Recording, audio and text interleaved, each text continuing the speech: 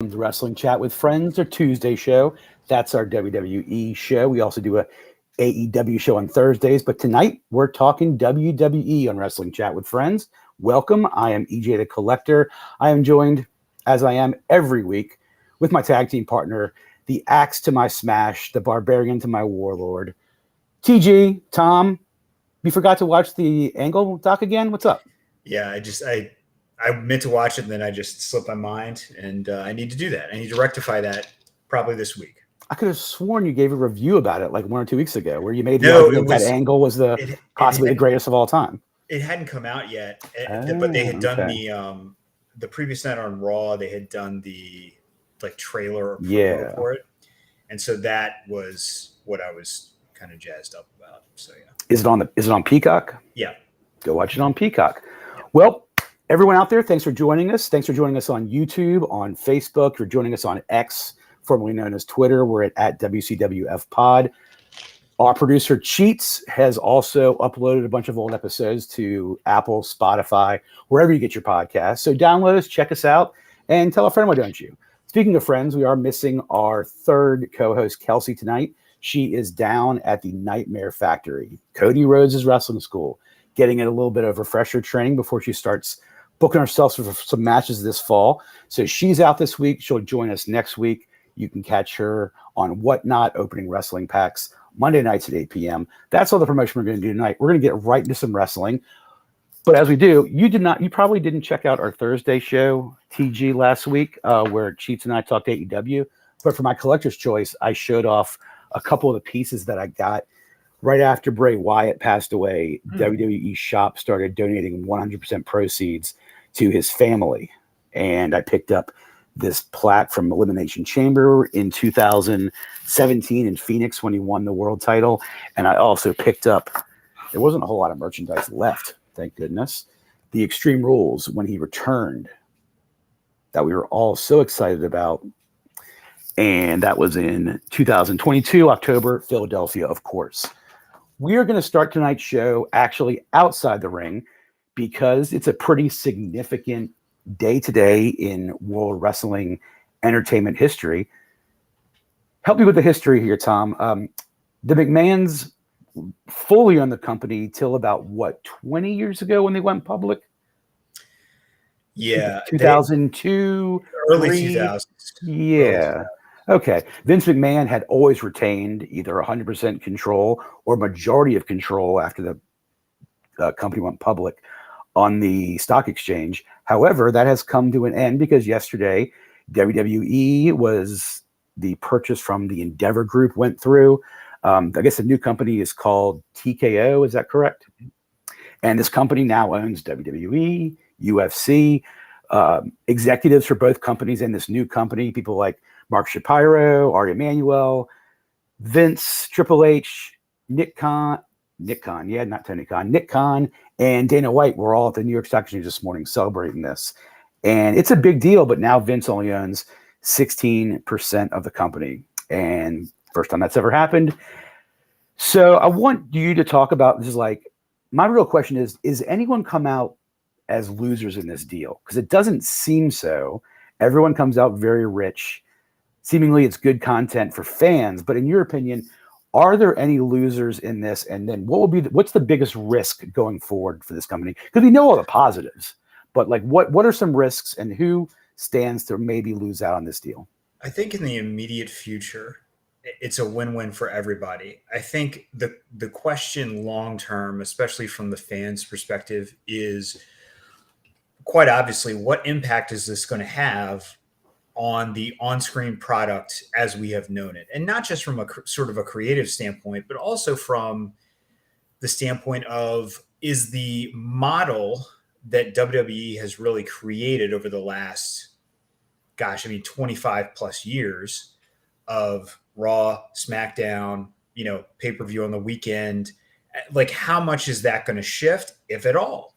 Are they going, one thing we talked about a while ago when this deal had first kind of percolated up was the fact that UFC uses a very different model for their product. Obviously it's apples to oranges, but the point is that WWE for a while when the WWE Network came out, had very much taken a hard step in the direction of an over-the-top type streaming service to provide a lot of exclusives that you couldn't see anywhere else. Well, that obviously changed when they made the Peacock deal or the NBC Universal deal and so on. And so now the question becomes, with this new corporate structure, with a different company, with other people who are going to have a significant say, possibly even a controlling say on what the business model looks like.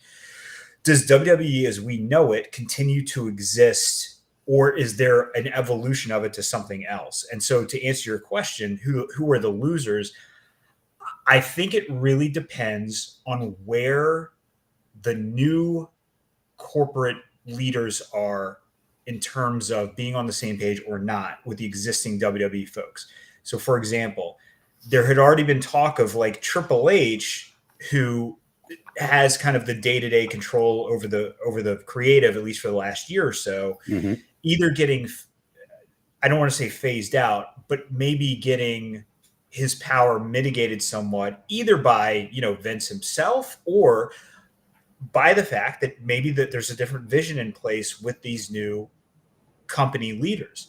And so that I think is the potential for losers long-term or negatives long-term. I think back to give an example that's a little more on point.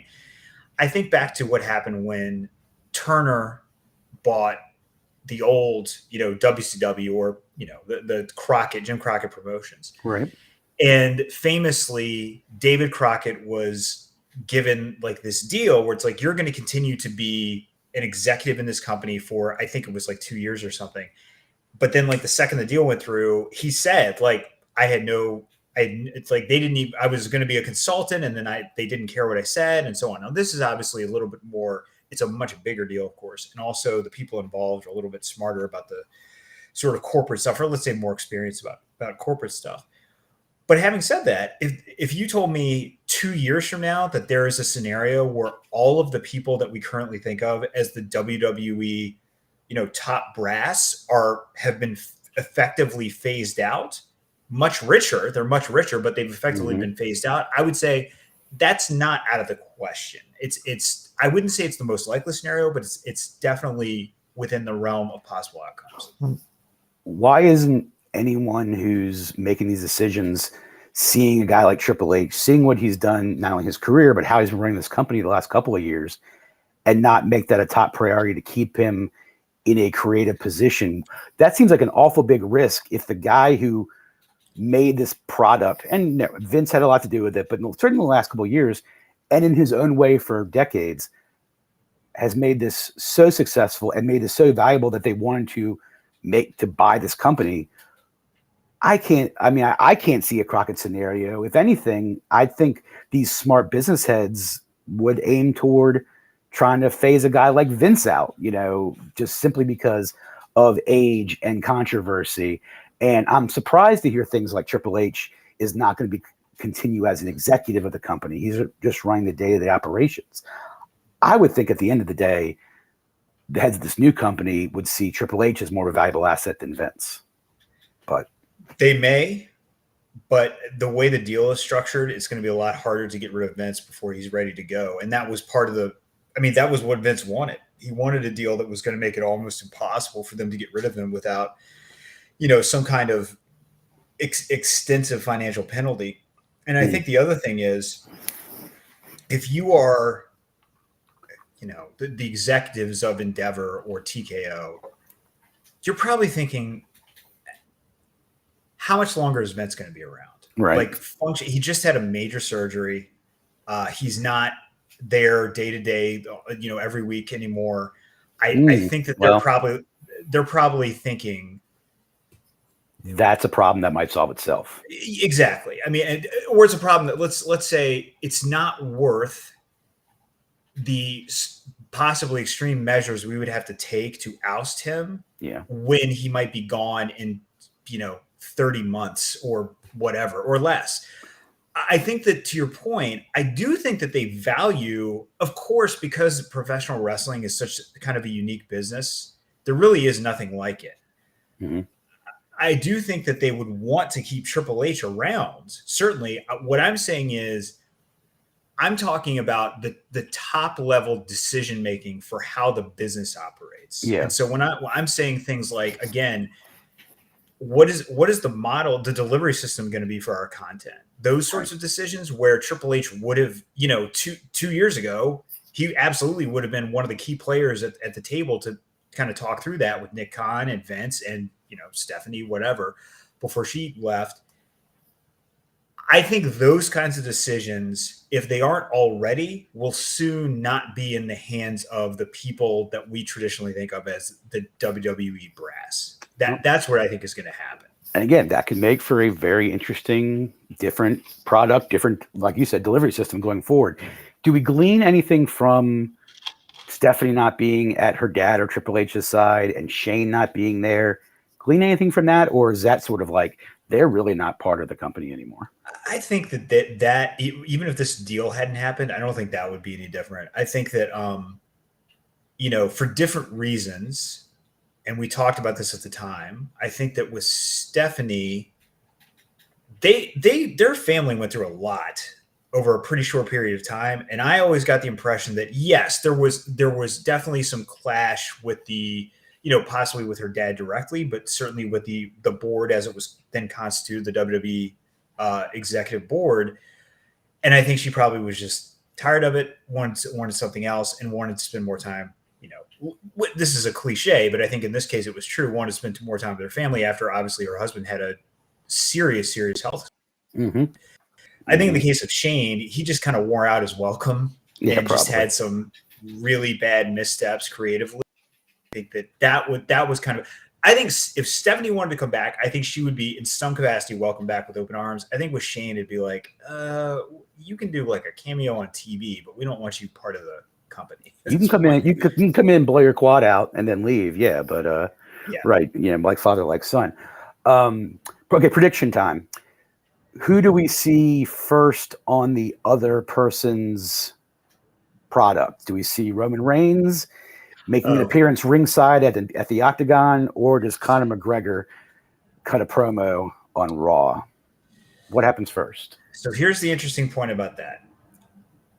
I think that even though this deal was fairly even-handed as to the two companies, that of the two, UFC is considered the slightly more prioritized or higher profile or potentially more valuable property, even though they're both insanely valuable. Isn't that interesting? I wouldn't have thought that, but you're probably right. Yeah, and that's just based on the fact that in the terms of the deal, it was the people who were kind of the UFC people. I think they sort of have like the 52% or 51% sort of portion of the Endeavor company, or now TKO company, and the WWE is like the 48, 49. So with that in mind, if that is how they are perceived and that manifests itself in that decision, then I would say it's more likely that you will see a WWE person go to a UFC event, because it's easier to do. I think it's more organic because you obviously always have celebrities in the crowd for UFC stuff. And secondly, because of put it this way. Although lately you have seen Raw and SmackDown superstars make appearances on NXT, you're more likely to see an NXT person show up in the crowd at a main roster event. And that's because of the relative, I hate to say prestige, but the relative prestige of those two sort of products. So I would say, I don't know if it would be Roman Reigns, although that would be smart because he's probably the person in the company who has the most outside the company recognition, main roster people. Main roster, current roster, right? Yeah. And I'm not counting CD, even though he's back for however long the strike lasts, I guess. Right. So I don't know if it'll be Roman Reigns. My guess would be it'll be people that they are that are sort of up and coming. Yep. That they see as people who are ready to kind of make the next step. I don't know if LA Knight, because I think they probably want somebody even like a younger person. Oh, so Braun Breaker. There you go. Braun Breaker would be one. Gosh, I'm trying to think off the top of my head who else is kind of ascendant right now. I could see Cody. I could see that them having Cody show up, especially since he's such a baby face. Rhea Ripley. I could see Rhea Ripley. And then the other thing is there's the question of, do this sort of existing not ties, but sort of the existing crossover people who have an MMA background, are those the people who are most likely to show up at a UFC event? You know, Ronda obviously is now no longer on the main roster at WWE, but her or somebody like Shayna Baszler, or maybe not Matt Riddle now, but Matt Riddle now, no. Yeah, but someone like that who has like a connection to MMA. Maybe that's where they sort of dip their toe in the water. Longer term, to go back to your original question, longer term, I think what you will see are people. I think there's going to now be an even stronger pipeline from older UFC folks. And when I say older, I mean people who are active UFC now, but in a couple of years will be ready to move on. Right. A much stronger pipeline from that to WWE. I think interesting. I don't want to call it like developmental, because it's obviously not that, but I do think that is going to become a much more reliable sort of conduit for new WWE talent, for people who are going to show up already with name recognition. They'll have to train, obviously, but show up with name recognition. There'll be brand synergy already, and they will already have like sort of an established platform, and they will it'll become in much the same way that like OVW back in the day. It's like, hey, we have this thing that is now going to, sort of build the stars of the future. This is something that's even at a higher level, because they're brand wise, they're much more established, and then you can move them over, especially people who are charismatic or have the gift of gab. And that's going to be a real business advantage for WWE moving forward, is that relationship.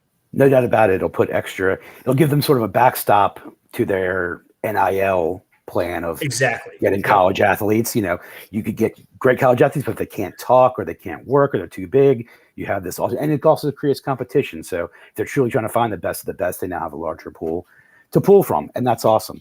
Let's move to sort of stuff that's going on in the ring. You mentioned NXT and main roster stars heading there.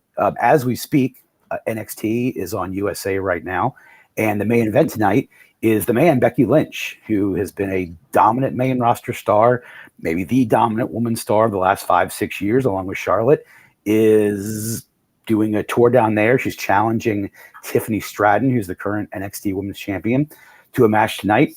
I guess as I've been watching, I've been seeing their interactions on the main roster. It seems like they're maybe getting ready to try out Tiffany Stratton on the main roster. There's certainly lots of talent in the women's division on Raw. I looked at a list today that was 15, 16 deep, but you can never have enough good looking talent that looks good on TV and you can go in the ring. Tiffany Stratton has proved herself as champion. Do you think they're putting the strap on Becky tonight? Are there advantages of doing that? I can always make an argument for why you would do that. But I don't think, I think Becky's done enough already to kind of put Stratton over. I don't think she has to take one for her. If you had asked me this a month ago, I would have said they're just trying to bump the ratings for NXT, like just as they've done with some other main roster folks. Mm-hmm. And while they might be willing to do like a North American Championship for Dom or something like that, I don't think they would put the NXT top title, men's or women's, on a main roster person. Now I'm not so sure, and there's two reasons for that. The first is during this feud they've made a lot of hay out of the fact that Becky was never the NXT champion, and so maybe they want to kind of check that box for her. Yeah. But the other thing is, one thing that I have heard about the new Endeavor TKO setup is that details right now, as far as what the change in creative direction might be, are, as we just talked about, a lot of speculation, not a lot of concrete stuff, too early to tell. Could be pretty much steady as she goes, or could be very different 6 months from now. But the one thing that has come out that seems pretty solid is, and the existing WWE brass is in favor of this as well, which is why I think it's going to happen, is a renewed effort to make NXT a third brand that's maybe not quite at the level of Raw and SmackDown, but is much closer, as opposed to kind of what NXT 2.0 was, which was clearly a step down. Clearly, it's developmental territory, not territory, but developmental level, etc. So with that in mind, it's not out of the question. I think that Becky could win it. How long she has the title, I don't know. But it's. I mean, she's not doing anything on the main roster right now. She's done with Trish. Right. That's over. So a feud with Tiffany Stratton, and maybe that leads eventually to Tiffany Stratton being on the main roster. It's possible.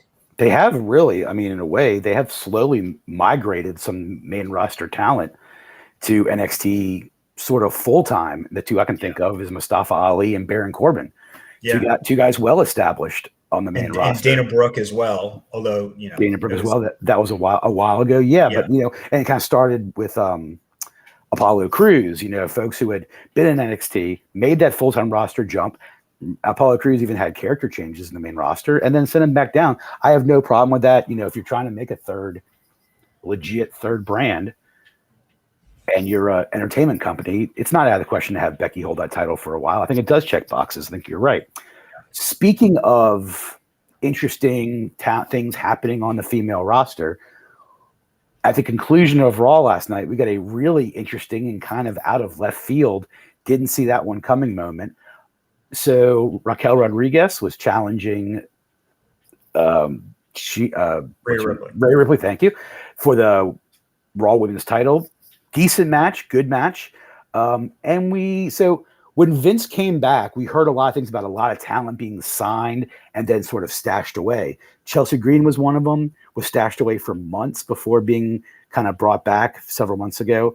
Remember the tag team from NXT, Authors of Pain, AOP? They're apparently signed, had been, just sitting at home, but had been under contract. Eric Young was under contract for months after Vince came back, and saw that. And then kind of like, I don't think the match needed it last night, but as Raquel Rodriguez seemingly was getting the upper hand, and there was a thought, maybe is she going to take the title from Rhea?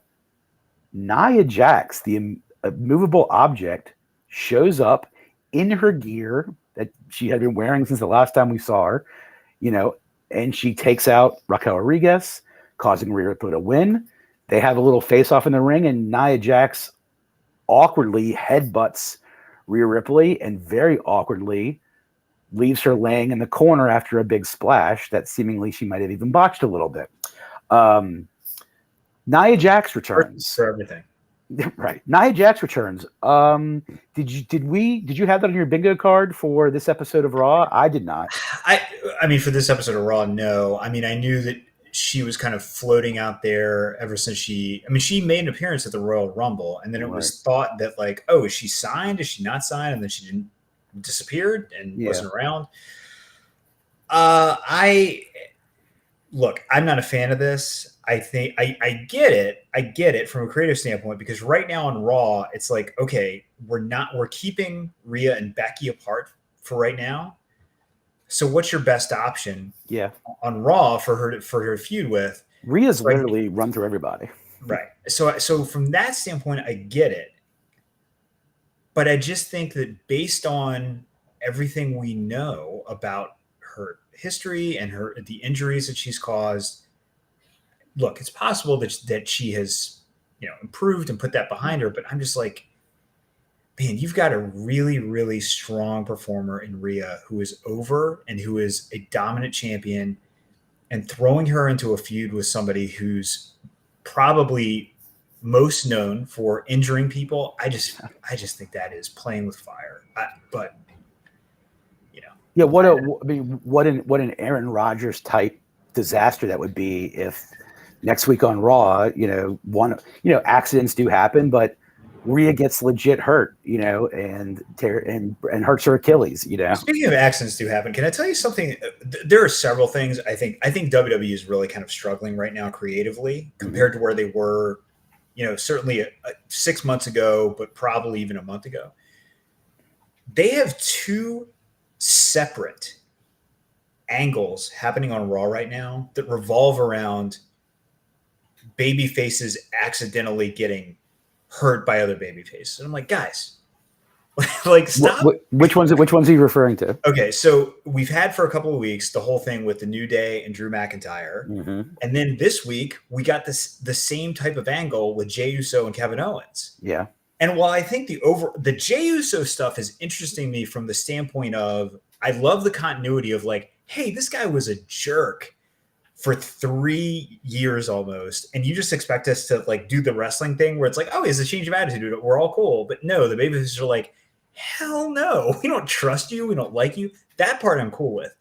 The part where it's revolving around like, can we trust this guy because of an inadvertent, super kick? I'm just like, guys, we're already doing that in another like 2 segments ago with different people. Make it less obvious that you're kind of cutting and pasting this stuff. Like if you're gonna use templates, I get it, it's wrestling, that's gonna happen, but try not to put 2 on the same, like in the same hour of TV. Yeah, I agree. I think there is a little bit of a creative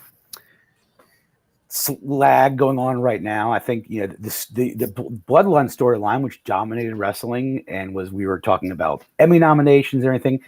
I wouldn't say it hasn't run its course because it is still there. I guess we're in a position where we're waiting on.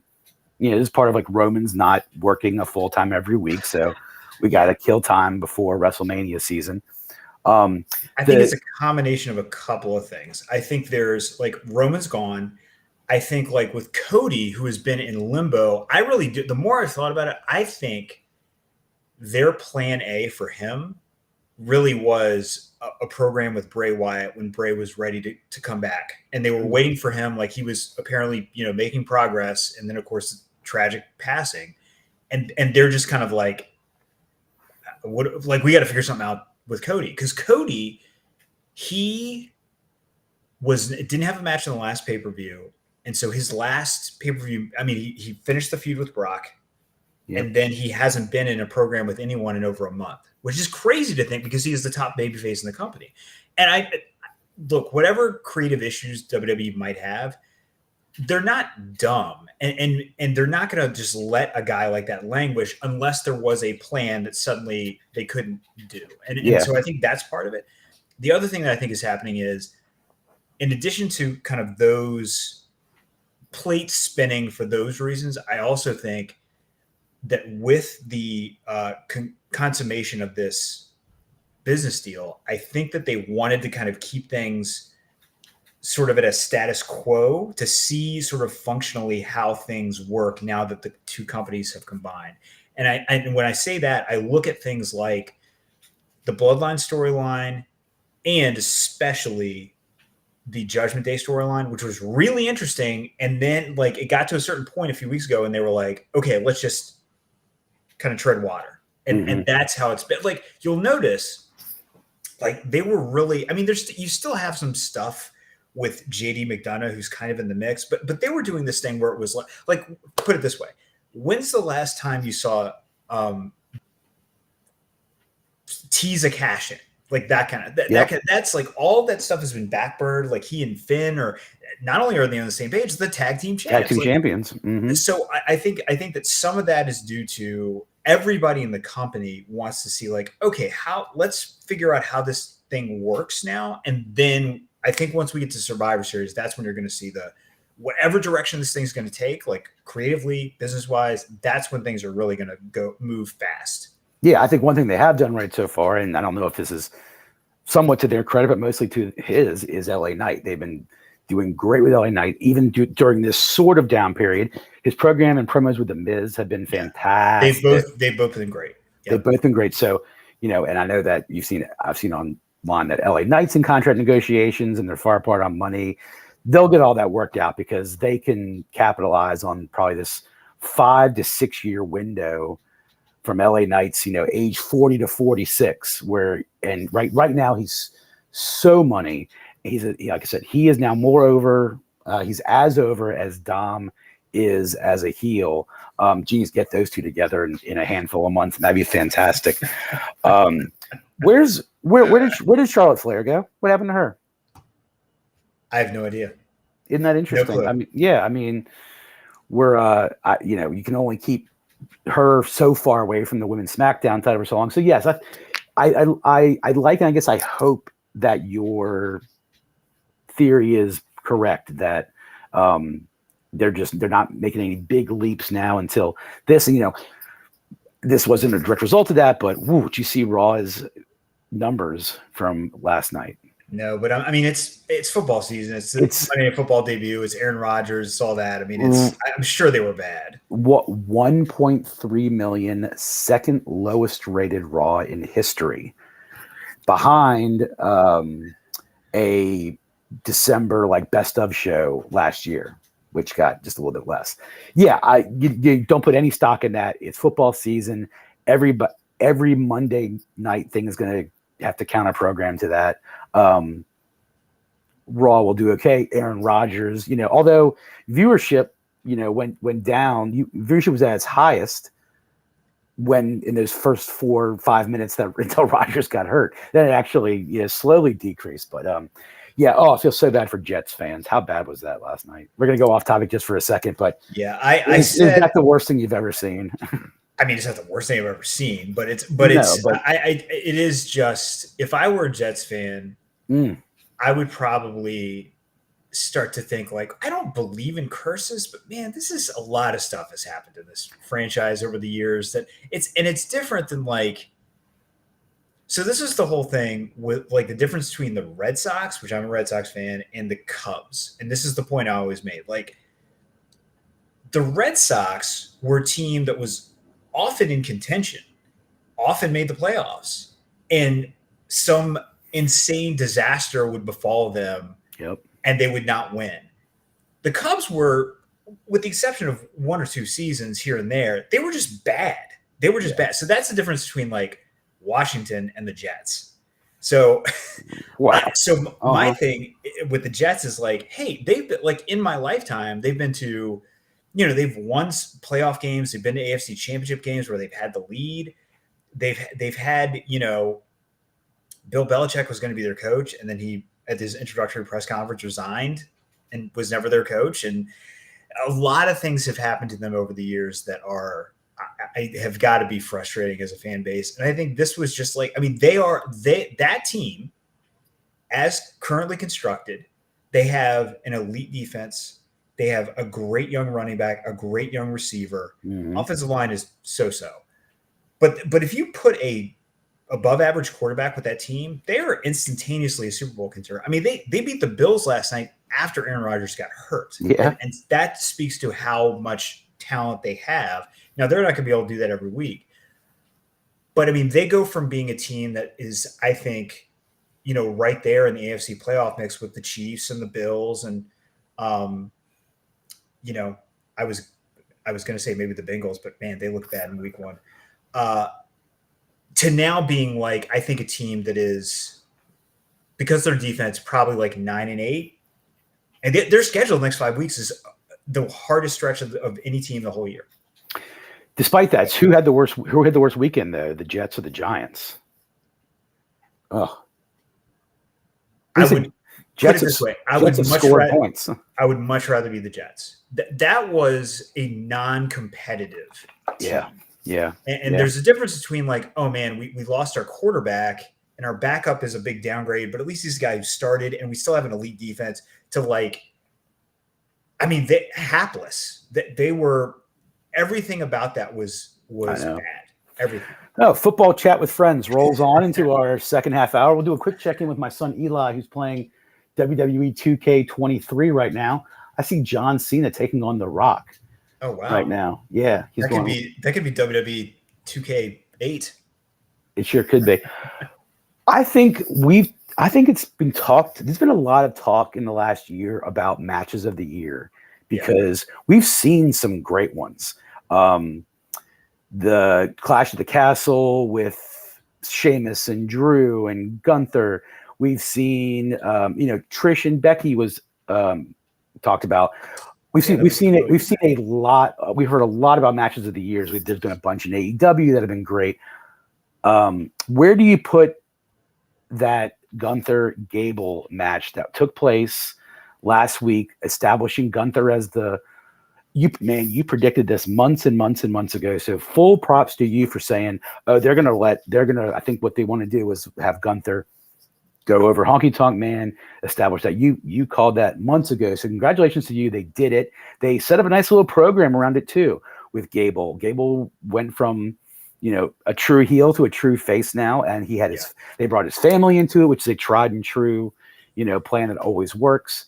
And they put on a pretty special match. Both of them are exceptional professional wrestlers who do sports entertainment exceedingly well. Where do you rank that match that last week up against others you've seen this year? I think the first match and of course, I would have to see like a list because obviously over the course of 9 months, I'm sure I'm forgetting stuff. Right. The first match that pops in my head when you say like match of the year so far was that triple threat for the Intercontinental title at WrestleMania. That was wasn't it? It was Sheamus and Drew at Clash of the Castle. Drew and Gunther. At Clash of the Castle, it was just Sheamus and Drew, right? Or they both triple threat matches? Clash of the Castle was that was just Sheamus and Gunther. Drew was in the main event against Roman Reigns. Okay, that Sheamus Gunther match was a candidate of last that was a year. great match too. That was right. The triple threat WrestleMania, definitely. So I mean that's what I think that's one of my favorite matches that I've ever seen at WrestleMania. So to answer your question though, it was a great match. I certainly think it's up there in one of the better matches of the year, but I think the next match they have is going to beat it. I think you now have a situation where because he was so close to the record, the plausibility of Chad Gable winning was pretty low. I mean, it's wrestling. You never say never. But now the next match, it's like he's got the record. Somebody's got to beat him eventually. Mm-hmm. It could be Gable. It's not out of the question. So two things. First, it is a classic mesh of archetypes because you have the undersized Shorty G, the undersized face going up against this dominant, heel champion, record holding champion who's a foot taller than he is practically and is kind of a bully and superior, all this stuff. Very arrogant, just perfect. The other thing that jumps out to me was that, it was a really good segment on Raw, the celebration segment that then Chad Gable interrupted. But what jumped out to me was Chad Gable said, "I swear to God, I am going to beat you." When is the last time you heard someone in wrestling earnestly say, "I swear to God"? But he said it multiple times. I'm like, that's different. That's not something you typically will hear in a wrestling promo in 2023. And that really got my attention. I think it is not out of the question that you could see, I don't know if it'll be have they announced when the rematch is going to be? Maybe they have. If it was caught during the post-match interview or a web exclusive, I have not seen it yet. Well, it's either going to be the main event of Raw or it's going to be a high-profile match on a pay-per-view card. But either way, it's going to be a match that I think gets – the one criticism about that great match you're referencing was that there were like 2 or 3 ad breaks during it, and I think that rubbed people wrong because they're like, this match is so good. Just show us the match. I think they're going to get a really good spotlight. I think it's going to be an extended – especially obviously it's on pay-per-view. I think it's going to be – they're going to give him 20-plus minutes. He's already sort of laid the groundwork that his family's going to be there again. That's going to be part of it. Gun to my head, I think Gable's going to be the one who beats him finally. He's invoked our Lord and Savior into the storyline. So There you go. So I think, I'll put it this way. One of the hardest things to do, and you see it with Roman Reigns as well, when you have a champion who has been champion for an extended length of time, is to create scenarios where it is plausible that not only plausible that the champion could lose, but also where it makes sense that he could lose. So for example, right now, even with Seth Rollins, who hasn't been that title's only been around for a few months. As much as I'm enjoying kind of the way that they have, Shinsuke Nakamura, I think to me, this is as interesting as since he's been on the main roster. No doubt about it. But I also although I might be pleasantly surprised if he did get a title run, I wouldn't bet that he will. I think he probably just, continues to feud with Seth for a while, loses one or two more times. Mm-hmm. So you need something that is going to be a plausible, like you want a champion, whether it's a heel or a face, where you feel like there is a danger that he's going to lose the title. At the same time, you also want a challenger who, if he or she wins the title, you say like, okay, that fits, that makes sense. It's not like, wait, why is that person went like that? And I think in the case of Chad Gable, they have slowly but surely built him to a point now where it's like you could have him win. It's plausible that he could win, and from a character standpoint and sort of a push standpoint, it makes perfect sense. He is the first guy to beat Gunther since he's come to Raw. It was a count out win. Yep. He took him to the proverbial limit in the the championship match that you're referencing. And I think now if he did win, it'd be like, yeah, okay, I can see I can see him as a legit Intercontinental Champion worthy of being the successor of Gunther. And that's all you can ask for in terms of creative storytelling. So I'm if you want to, and if it's not going to, you don't expect a long run from Chad Gable, it also would make perfect good sense for Gunther to retain that title if you really wanted Gunther to carry it longer. Although once Gunther loses it, I would hope you put him in a world title picture because he's worthy. But yeah, I see you were going with that. Yeah, I've said this before, but I think WrestleMania next year, Gunther is either going to be defending the world title, possibly against Brock Lesnar, or he is going to be wrestling for and probably winning the world title. So he will be, for sure, in my mind, unless he gets hurt, he will be in the World Championship match that's on WrestleMania next year, possibly as the champion. So you talk about on the Raw side of things, you're not expecting him to be the one challenging Roman, or are you? Gunther? Yeah. No. Oh, okay. No. You see, I'm saying he's going after the title that Seth has. Okay. And he, I think, will win it. Gun to my head, I would say Seth is going to continue to be the world champion for a while, have a nice long reign, and eventually he loses to Gunther. And that's the guy who takes it from him. And then he either, maybe faces off against Brock at WrestleMania, or, maybe Seth in a rematch or something like that. But Gunther is clearly the guy who they see as their next great heel, world champion on the Raw side. And I think rightfully so. Rightfully so. Although, I mean, as I was sort of fantasy booking this in my head the other night about this, I see Nakamura as a credible champion or a credible threat to beat Seth, because I think ultimately they wanted to put the world title on Jey Uso. Main event Jey Uso. I don't see a path right now or in the next several months through at least SummerSlam where Jay is going to get his revenge on Roman. That ship seemingly has sailed for now. We never know what's going to happen with this trade, but it looks like they want to have Jay, and we talked about Jey Uso being a legit world champion and threat to Roman's title. So I saw Nakamura defeating Seth, because if Jay's coming in as a face, it'd be easier for him to defeat a heel Nakamura. Then you have a face that can lose the title to this Gunther scenario. Yeah, and the other thing is, I think putting the tag titles on Finn and Damian kind of signals like, hey, we're not going to be pulling the trigger on the briefcase anytime soon. So that's kind of out of the equation. That's the only thing, like, in thinking about so assuming I'm right, this eventually will get to Gunther, trying to kind of pace that out and figure out like, okay, there's got to be cash in at some point, and maybe it's successful, maybe it's not. Maybe Finn messes it up and then they feud, and that's the WrestleMania match for those two guys, and the dissolution of the Judgment Day one way or the other, and one of those guys turns face, probably Damian. Maybe that's where that goes. But with that in play, and then, like you said, you've got Seth has the title. Maybe you want to work Jay into a main event picture.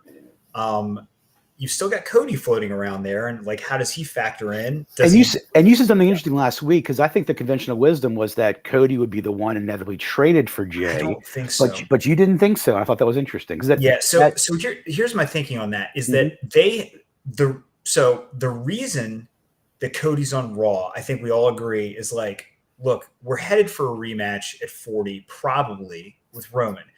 But we can't have those guys on the same show for 7 months and them not like square off. Like, it would Right. be weird and awkward, and it wouldn't make any sense. That is the same reason why they have pushed Jay to Raw, because it's like, look, we want to keep the kind of the bloodline thing going down the road. But if Jay is on SmackDown every week, like, it just won't make any sense. Like, there's no way we can create some kind of artificial way to propel the storyline with Jay for September, October, November, December, January, February, March, basically 7.5 to 8 months. Yeah. Like, it's too long. And same thing with Cody. So that's the reason why I think that he is not going to be the one who's traded, at least not now. I mean, he may go to, I think he's going to win the Rumble again, or something, some variation thereof. And that's how he gets back to go after Roman. But one thing that has kind of been talked about is the fact that Cody has been sort of in limbo and hasn't been in a program, wasn't on the last pay-per-view. My theory is, like I said, I think it was the Bray Wyatt thing. But one theory that has been floated is they've been holding him out of Raw programs to make it easier to move him to SmackDown. Not out of the question. Mm-hmm. It's possible. I just think that if that is what they intend to do, it is way too early to do it, and they're going to regret that, because naturally, if he goes to SmackDown, the first thing he should do he should be Roman's next challenger. Roman does not have a program. Why would it not be Cody and Roman again? But obviously, they're trying to save that for WrestleMania. So I don't know. I thought, honestly, my first thought before they announced that they were going to have a match, I thought it was going to be The Miz, because I was like, they'll move him to SmackDown, and then just that's how they'll continue the LA Knight feud, and have that go. But they're just doing a cross brand thing anyway, so what's the point? Doesn't matter. So who do you think it'll be? Do you think it'll be Cody? I think it'll be Cody, because I think there's some other wrestlers that you would have win the Rumble before Cody a second time. That almost seems too easy. So that's why I wouldn't see Cody repeat. I didn't see Cody repeating. It sort of wasn't in my brain to see that happen. So yes, I thought that was a natural thing. Now you raise great points about what do you actually do for months, and I think that's a creative problem that they have. Part of it is because you've made Roman this untouchable champion, and he's got his own agenda, which they may actually try to pursue Hogan's record at least, which would be 3 WrestleMania. But Raw is really full of talent. But my belief was that Cody was going to. Now I disagree with the idea that they had Cody and Bray set. And the reason I say that, I think I might have mentioned a few weeks ago, the cause of Bray's death was a heart attack, and one of the things they cited was he was issued, but not wearing at the time of his death, a external defibrillator. It was like they said it was they found it in his car. He had gone to take a nap in his house. He had a heart attack while he was sleeping. But if you're issued an external defibrillator, and I know this from experience because I've had one, you are nowhere near going to be medically cleared to wrestle anytime soon. Like, an external defibrillator is used because your heart is not functioning at a high enough percentage that they're letting you walk around without some, a device readily that's going to shock you. There's something called, not to get too technical, there's something called ejection fraction percentage. The ejection fraction percentage is the amount of blood that is pumped through your heart every time that it beats. If you're under, so no heart beats 100%, obviously. The average is 70 to 90%, 50 to 70%. They give you a defibrillator if your heart's beating at under 35%. So, if he had, that's basically a form of heart failure. And if he's like that, then he wasn't coming back to wrestling anytime soon. That's been the only thing that's sort of interesting to me, that once I heard that, I said Bray was never coming back. So it just goes back to that thought about what they have planned. Yeah. So with that in mind, I mean, that's good information, and that's certainly beyond my expertise. With that said, then I think you're probably right that so put it this way. if Bray's health problems were that severe, I don't think they would have made any plans around him, because they would have known, like, either he's not coming back, or if he does, it's going to be a long time before he comes back. Right. So with that said, I can definitely see more so the theory that they've been holding off on Cody because they didn't want him entangled with another Raw, storyline. So it'd be easier to move him to SmackDown. And then there was the other thing where it's like he was the one who kind of presented Jey Uso to the Raw crowd, right. And there's that connection too. I just think, like, whether, and again, I don't know that he will.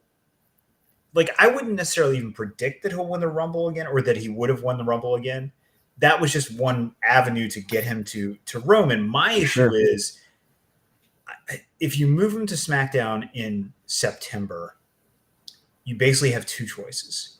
You can either have him have the rematch with Roman before WrestleMania, or you are really going to regret it, because you can run a Jimmy Uso Solo Sikoa gauntlet that takes a couple of months, but they kind of already did that. They have kind of already done that. Jimmy is still, like, he's got his own storyline deal with the Bloodline. You're right. Again, and that's another issue I have with WWE right now, which is driving me crazy, which is like, guys, let's just recap quickly the trajectory of Jimmy Uso. So before SummerSlam, he and Jay have this sort of epiphany, or maybe Jay did anyway, where he's like, we're out of the Bloodline. Yep. And then it's like, oh man, amazing. Like, this is a big deal. Okay, great. So then, Jimmy gets, they have the match with Roman and Solo. They win. Jay pins Roman. It's a huge deal. Then subsequent to that, they take out Jimmy. The Bloodline takes out Jimmy. So now you're going to have Jay versus Roman for the title. Jimmy intervenes on behalf of, not really on behalf of Roman, but he prevents Jay. He attacks Jay. It prevents Jay from winning. And the explanation given on TV, which I was, up to this point, I'm like, I'm okay with this, I kind of get it, was, I saw what the titles did to Roman.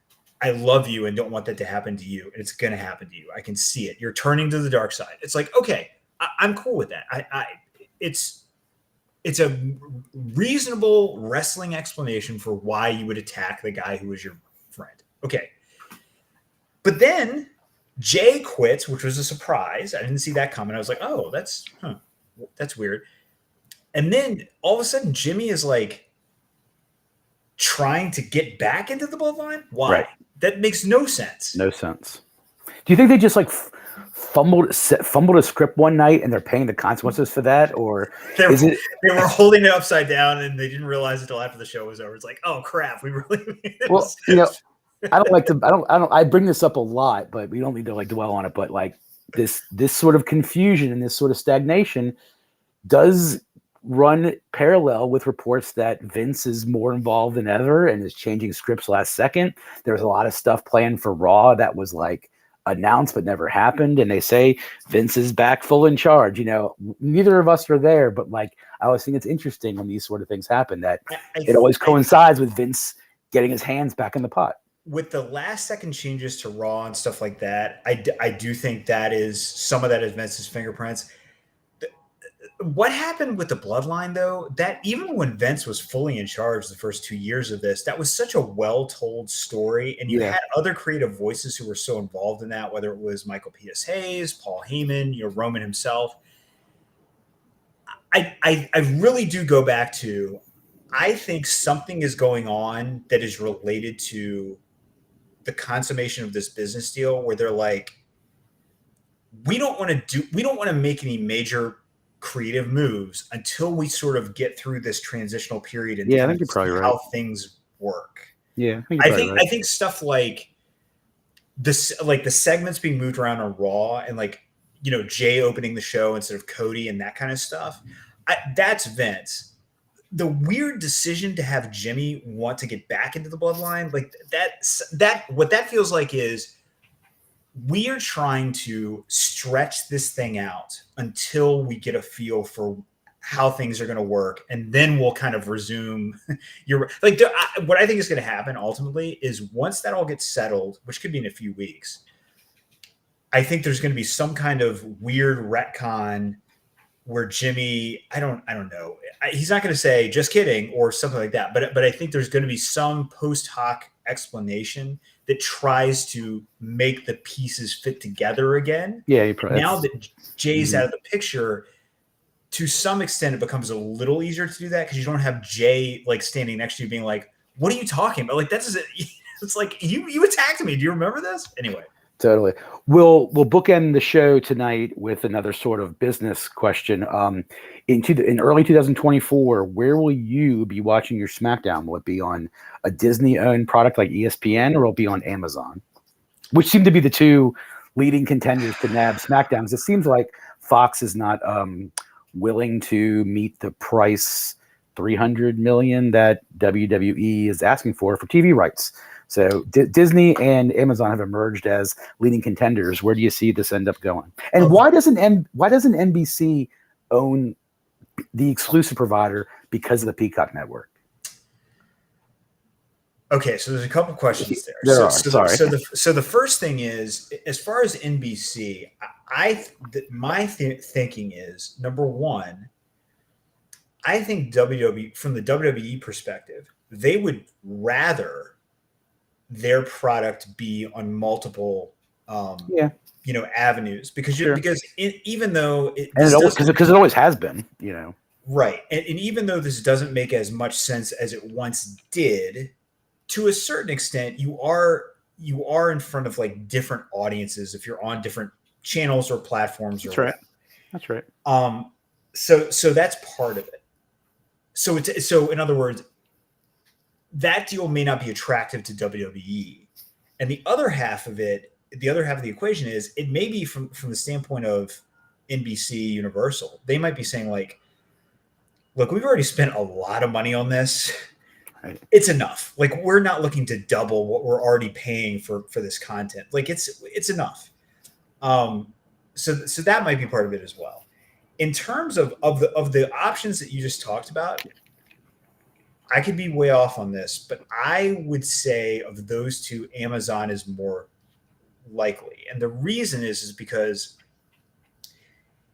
Amazon's business structure is just so different from Disney, and like Disney is trying to get rid of ESPN, basically sell it, because they are purely take out the theme parks and merchandise, but they are basically a content producer, creator, carrier. Amazon, as you know, very diverse and very big, and they're like, we'll happily add more content. I mean, that's not a problem. Whereas Disney is looking at, so we've talked about this a little bit, but this in a nutshell, a lot of the streaming services made a bad bet during the pandemic because what they assumed was that there was this large untapped market that was interested in streaming. And I think that some of the aspects of the pandemic sort of skewed the calibration on that. And they had anticipated behaviors that did not materialize. And so what did they do? They spent billions of dollars to acquire intellectual property, to produce new intellectual property, to get into, potentially lucrative, or at least from their perspective, expensive, multi-picture deals with certain people like Adam Sandler or like, stand-up comics and to do live programming and all that stuff. And one of the things that has come out with the strike that's happening right now in Hollywood is the scuttlebutt is this has really been, part of it is about the future, kind of the future of streaming, certainly, but part of it is the reason that the media companies are right now so intractable is that all the stuff that's happening now is sort of covered in a lot of these contracts as like sort of force majeure. So like if they go on strike, like we can cancel the deal. So if you have paid I'm throwing out numbers here, but if you've paid $600 million to someone like Adam Sandler or whoever to produce like 6 movies, and you're like, man, we have lost money on the first 2 or 3 of these, and we would love to not have to do the other 3 because we know they're going to lose money too, even if they're successful, because our business model, it's our fault because our business model is messed up. Canceling those deals is one of the big reasons why they have really dug their heels in early, because they're like, we know we're going to take a hit, both PR wise and in terms of new content, but man, we are going to get out of so many bad deals because of this. It is absolutely worth it.